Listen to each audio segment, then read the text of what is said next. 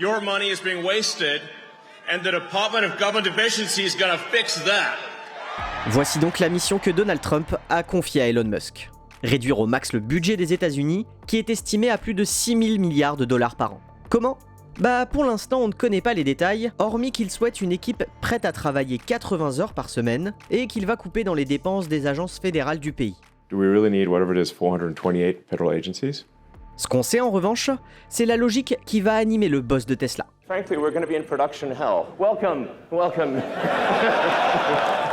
to production hell. Cette phrase a bien fait rire celles et ceux qui l'ont entendue en juillet 2017, pourtant ce n'était pas une blague. Cette année-là, Elon Musk a mis une pression folle aux salariés de Tesla. Pour Tesla, c'est un moment très critique parce que c'est la première fois qu'il entre dans le monde de la production mass market, c'est-à-dire de faire des voitures à très haute cadence. Michael Valentin est consultant auprès des industriels et auteur du livre La méthode Elon. C'est un peu le patron technicien. Il va vraiment plonger très très en profondeur sur des sujets très précis. Il était capable, moi quand j'en ai discuté avec les équipes, d'aller résoudre un problème de robotisation d'une installation précise et d'y passer potentiellement 48 heures, quasiment sans sortir de l'usine. Dans une biographie dédiée à Elon Musk, l'auteur Walter Isaacson raconte que le milliardaire dormait parfois dans l'usine, comme en témoigne cette photo parodique devenue un mème, et qu'il attendait la même chose de ses salariés.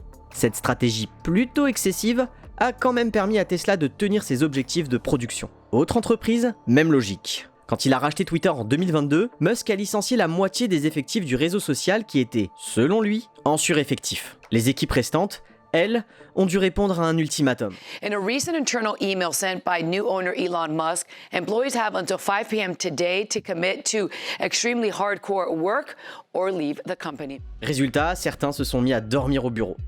Bon, ces méthodes, Musk a pu les appliquer dans les domaines de l'industrie et de la tech. Mais comment faire la même chose dans l'administration des États-Unis ? Je ne sais pas comment ça va marcher dans l'administration, mais il va répliquer, c'est sûr, c'est qu'il va revenir toujours à ce que je disais tout à l'heure, ce qu'il appelle le premier principe, c'est de se dire sur chacun des sujets qu'il va regarder, donc là, il va se poser tout le temps la question de à quoi ça sert. Est-ce qu'une tâche est utile ? Combien de temps il faut pour la faire ?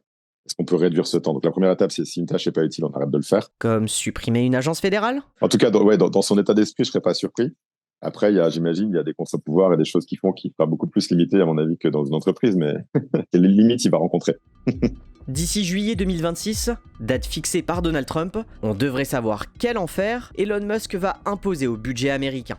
Welcome to production hell.